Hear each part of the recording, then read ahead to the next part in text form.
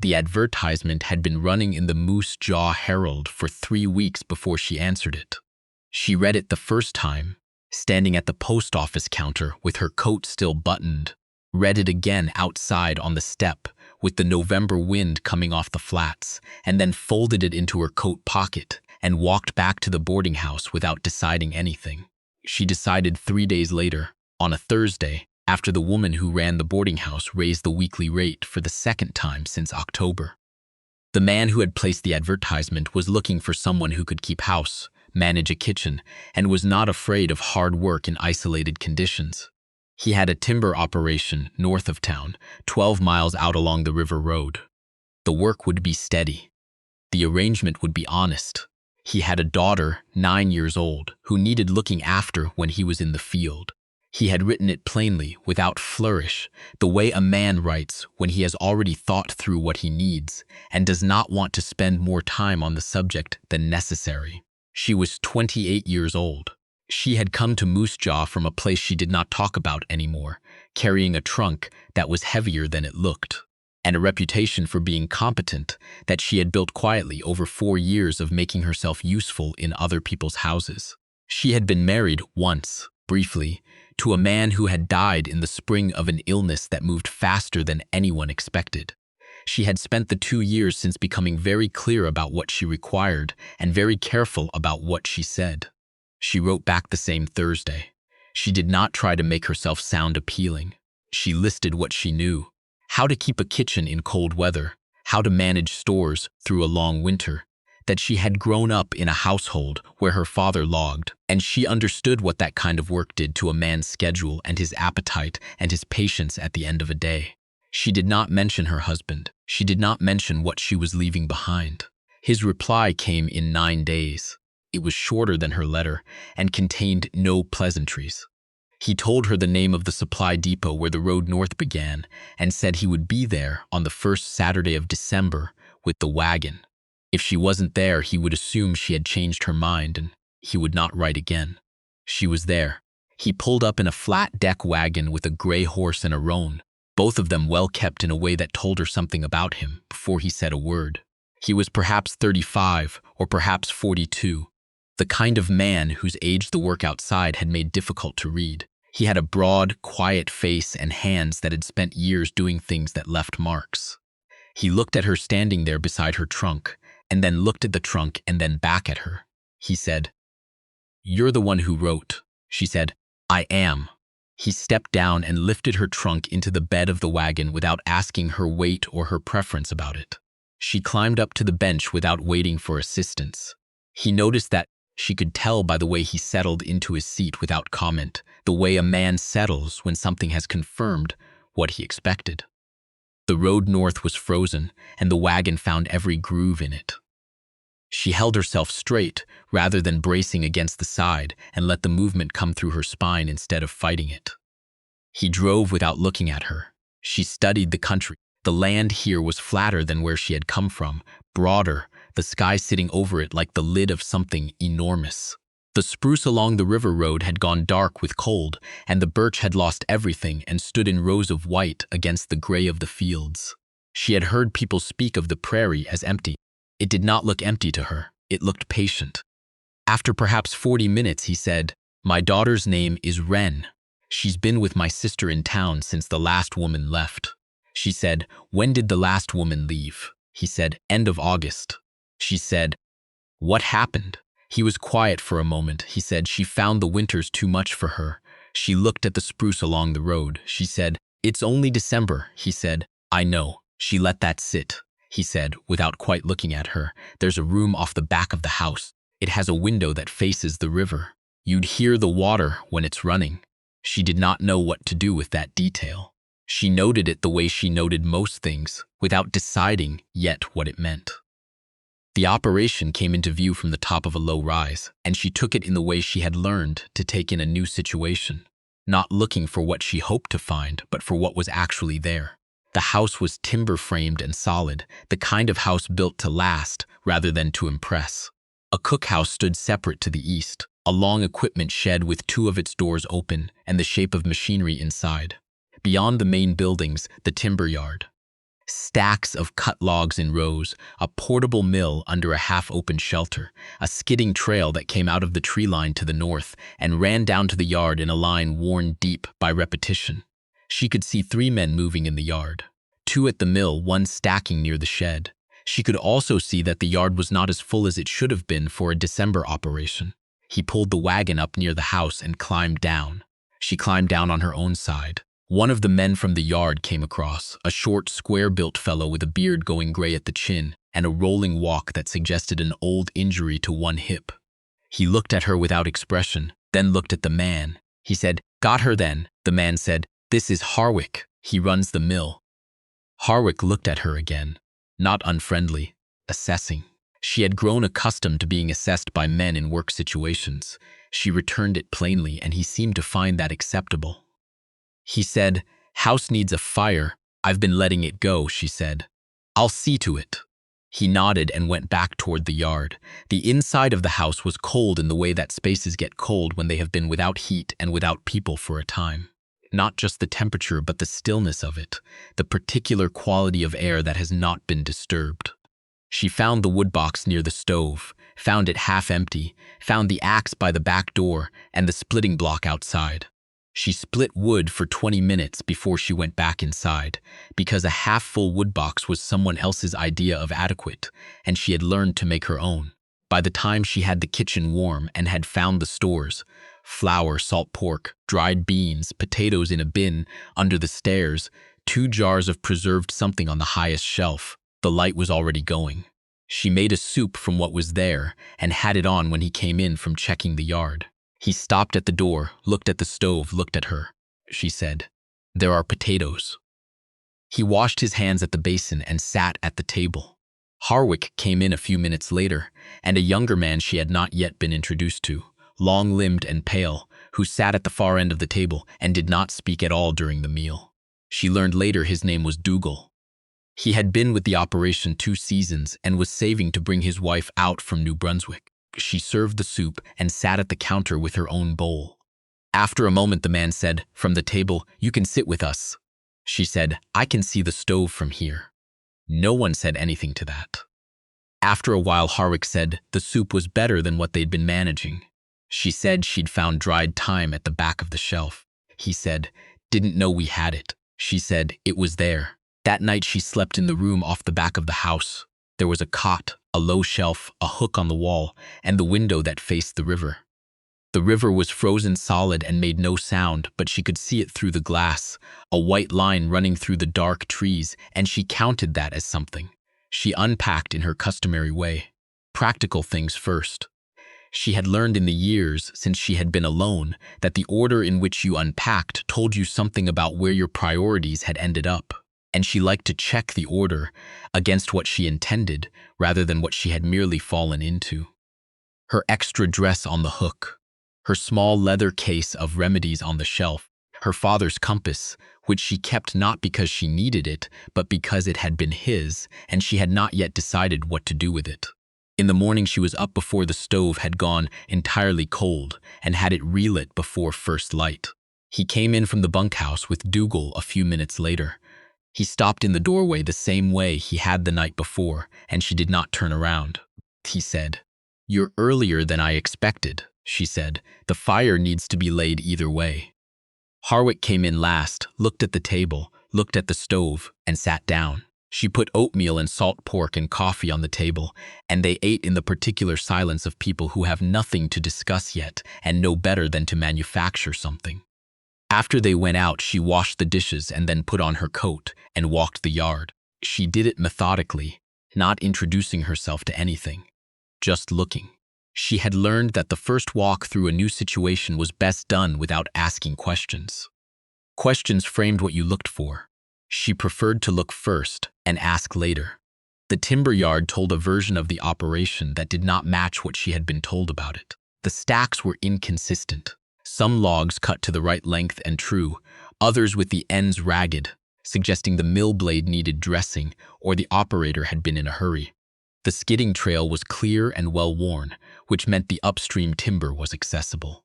But the yard itself had a particular quality of backlog, things half-finished and set aside, that she had seen before in operations where the bottleneck was not timber or labor but something in between. She came back to the house and made bread and put it to rise and then walked out to the equipment shed. Inside, behind the spare parts and the oil drums, she found the second mill, older than the one running in the yard. The blade was off and lying against the wall, and one of the feed rollers was missing. She stood and looked at it for a while. At supper that evening, she said, without preamble, "What's the second mill waiting on?" He looked up from his bowl. Harwick looked up too, and then back down. He said, "Roller's cracked. I've been waiting on a replacement part from the supplier." She said, "How long?" He said, "Since September." She said, "What's supplier?" He named a firm in Regina. She said, "Did you try anyone in Saskatoon?" He was quiet for a moment. He said, "The Regina firm has always been the account." She said, "An account isn't a reason if the part doesn't come." No one spoke. Dougal looked at the table. Harwick had stopped pretending to eat. He looked at her. Not the way men sometimes looked when they were deciding to be offended. Differently. The way a person looks when they have heard something obvious, said plainly, and are not sure how to account for the fact that they had not said it themselves. He said, "Do you know someone in Saskatoon?" She said, "I know how to write a letter." The next morning she wrote to 2 suppliers in Saskatoon and 1 in Winnipeg, and had Dougal take the letters to town when he went for the weekly provisions run. She did not tell anyone she had done this. She went back to the house and made the midday meal and assessed what the stores would look like by February. The picture was not comfortable. The cookhouse was better stocked than the main house, which was the right order of things, but even the cookhouse had gaps that suggested whoever had been ordering had been doing it reactively rather than in advance. She spent an afternoon going through both and writing a list in the margin of an old newspaper she found on the shelf, because there was no proper ledger for household accounts. She brought the list to him after supper when Harwick and Dougal had gone back out. She set it on the table. He looked at it. He looked at her. He said, "I didn't know it was this low." She said, "It will be lower by January if we don't order now. The road gets unreliable past Christmas." He said, "I know the road." She said, "Then you know I'm right." He was quiet for a moment, looking at the list. She waited. He said, "The Regina account for supplies too." She said, "I assumed." He said something quiet that she didn't quite catch. She didn't ask him to repeat it. She had heard enough. She took the list back and rewrote it as a proper order, item and quantity, with the price she knew from the last year in Moose Jaw where she had done the boarding house accounts. He looked at the order and he signed at the bottom, and they sent it with Dougal the following Tuesday. Wren arrived on a Friday, brought out by his sister in a cutter that barely fit 2 people and the child's bag. The sister's name was Enos, and she was shorter than her brother and had his same particular way of going still when she was taking something in. She shook hands with her at the door, looked around the kitchen once, and then looked back at her and said, "He said you were practical." She said, "I try to be." Enos said, "The last one wasn't." She didn't ask what practical meant to Enos or to him. She went and put the kettle on instead. Wren was small for 9, or perhaps 9 was exactly the right size for her, and the idea of 9 was what seemed large by comparison. She had her father's dark eyes and a way of watching from just inside a room before she committed to entering it. She did not speak to her for the first hour. She sat at the table with her coat still on and watched the kitchen. She did not try to make herself easier to approach.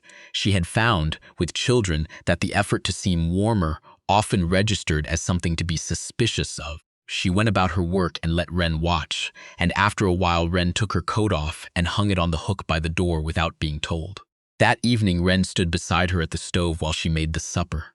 She did not say anything, and neither did she. After a while Wren said, "What's that smell?" She said, "Thyme." Wren said, "Is it good?" She said, "In soup it is." Wren considered this. She said, "My mother used to put something in the soup, but I don't know what it was." She said, "Sometimes you can smell a thing and know it even if you can't name it." Wren looked at the pot. She said, "Maybe." He came in from the yard and saw Wren at the stove, and something happened in his face that was very brief and that she noted without making anything of it. He washed his hands and sat at the table, and Ren went and sat across from him, and they exchanged the particular compact conversation of a father and a daughter who had learned to make a lot out of a small amount of time together. She put the food on the table and went back to the counter. He said, without looking up, "You can sit with us." She said, "I know." She sat. The letter from the Saskatoon supplier came back in 11 days with the part number confirmed and a price that was 14% lower than what the Regina firm had quoted the previous spring for a related part. She showed the letter to him at the kitchen table on a Sunday morning while the snow came sideways past the window. He read it twice. He said, "How did you know what to ask for?" She said, "I looked at the mill and the make plate and wrote down the numbers." He said, "I should have done that in September." She said, "The part will be here in 3 weeks. That's what matters." He looked at her for a moment. He did not say what was in the expression.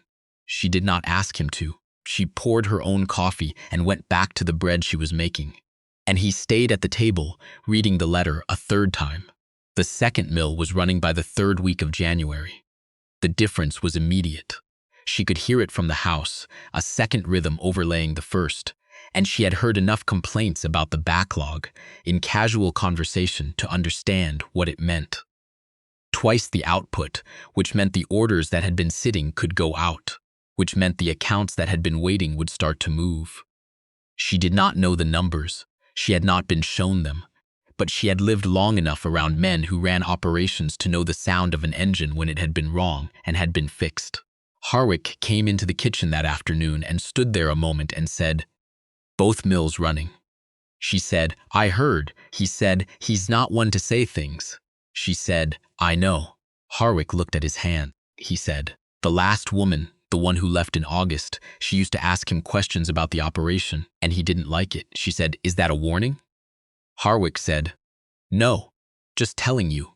He paused. "You didn't ask, you just did." She didn't say anything to that. Ren stayed on through January, which had apparently not been the original arrangement. Inez had expected her back by Christmas, but the road had been unreliable, and then Ren had stopped asking about going back, which Inez had apparently taken as her answer. She came out twice to check, and both times stood in the kitchen and talked with her for an hour while he was in the yard, the conversation moving easily between practical things and less practical things until she had the sense of being known by the other woman faster than she was quite prepared for. On the second visit, Inez said, "He hasn't eaten like this in 3 years. She said, "He works hard." Inez said, "That's not what I mean."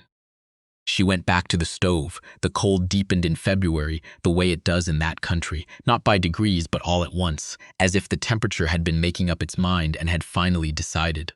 The thermometer on the cookhouse wall read -32 one morning, and she stood outside with the water pails and felt the cold close around her face and breathed carefully and went back inside and built the fire higher. He came in from checking the skidding crew, and she could tell from the set of his shoulders that something had not gone right. He poured coffee and stood at the window, and she did not ask. After a time, he said, "We've got ice in the main skid track. It backed up the morning run." She said, "What does that do to the afternoon?" He said, "Puts it 2 hours behind, which means overtime or we leave the load on the trail overnight." She said, "What's the temperature supposed to do tomorrow?" He said, "Warmer, maybe -15. She said, "Then leave the load." He looked at her. She said, "If you take overtime in this cold, you'll have men too tired to work safely tomorrow, and you'll have spent money on hours that accomplish the same thing the temperature will do for free by morning." He was quiet for a moment. He said, "My foreman will want to run the extra hours," she said. "I know, but you're the one who decides." He stood for a moment longer looking at the window. Then he put his cup down and went back outside. She did not know what he would decide. That was his part of the operation. But he had asked in his way, and she had answered. The load was still on the trail when she looked out the next morning, and by noon it was running clear. In March, Ren started teaching her card games she had learned from Inez, complicated things with rules that shifted according to which version Ren was in the mood for. She sat across from her at the kitchen table in the evenings after supper while he was doing accounts, and she learned the rules as Ren gave them to her and did not point out the inconsistencies. Ren was sharp and she knew it and did not need to be told. One evening, he looked up from the accounts and watched them for a while without saying anything. She won the hand and Ren said, "You cheated," which was not true, but was Ren's standard response to losing. She said, "You changed the rules twice in the last round." Ren said, "That's allowed." She said, "Under which version?" Ren thought about this. He had gone back to the accounts, but his mouth had a different shape to it than usual. Spring came on faster than she had expected, the snow going gray, and then sodden, and then simply gone across the space of 2 weeks. The river running with the sound she had been told about, but had not yet heard, and which was louder than she'd pictured, a low, continuous roar that she could hear from the kitchen through the closed window on a still morning. He came in one evening and set something on the corner of the table where she had the accounts spread. A small fold of paper folded tight. She looked at it. She looked at him. He said, "From the mill suppliers in Winnipeg. They want to discuss a volume contract," she said. "How much volume?" He said. "Enough that we'd need a third man on the yard." She looked at the paper and then at the window, where the river light was coming through pale and sideways. She said, "Is the timber enough to support it?" He said. "If we take the north section in the next 2 years," she said. "And the equipment?" He said. "With the accounts where they are now, we could order the second skidder by June." She looked at the number on the paper. The accounts were where they were now, in part because she had been keeping them for 4 months in a ledger she had purchased herself at the Moose Jaw Supply Depot on a provision run in January. She had not pointed this out and did not intend to. She said, "Then write back." He was quiet for a moment. He said, "I'd want you to draft the letter." She said, "All right." He went to wash his hands at the basin. She looked at the fold of paper on the table, and then at the window, and then back at the paper. A territory newspaper ran a small piece about the operation in May, a note in the commercial section about the new supply agreement and the expansion north. They got the acreage wrong and misspelled the name of the river. She wrote the correction in the margin and left the clipping on the kitchen shelf. He found it there. He read the margin note. He left the clipping where it was. That was the summer Ren stopped going back to Enos's, and it was agreed, without anyone saying it directly, that this was the arrangement now. Ren had a room of her own on the upper floor that she had furnished by degrees, a cot, a shelf, a tin of pencils, and the careful drawings she made of things she had seen. A badger near the woodpile, the shape of the mill against the tree line, her father's boots by the door. She found one drawing she had not been meant to see, tucked under the edge of the cot during a sweep of the room. Ren had drawn her from behind, standing at the stove, the shape of her, the way she stood. The drawing was better than a 9-year-old should have been able to manage. She put it back exactly as she had found it. One evening in July, when the heat had broken and the light was doing what it does in that country in late summer, going long and amber and unhurried across the grass at the field's edge, he built a second chair for the porch. She did not see him build it. She came out one morning, and it was there beside the first one, facing east toward the river, the same direction she always looked when she stood on the porch in the early part of the day. It was a plain chair, well joined, nothing ornamental. The wood was the same spruce as the first. She sat in it that evening. He came out a while later and sat in the other one. The river was running low by then, the way it runs in late summer, quieter, and the light was going from the tops of the spruce in the long, easy way that made the whole country look like it was breathing out. They stayed until the color left the sky. She thought about what she had not expected when she had stood outside the post office in November, reading an advertisement for the second time in the cold. She had not expected the quality of the quiet here, or the way the work gave, each day, a shape you could hold in your hands at the end of it. She had not expected the child, or the sound of the river in March, or the particular expression on a man's face when something had stopped going wrong, and he had not quite caught up to it yet. She had not expected to stop bracing. The stars came out over the tree line, and the river made its low sound in the dark, and Ren's lamp went on in the upstairs window, and then after a while went off again. She did not go in, neither did he.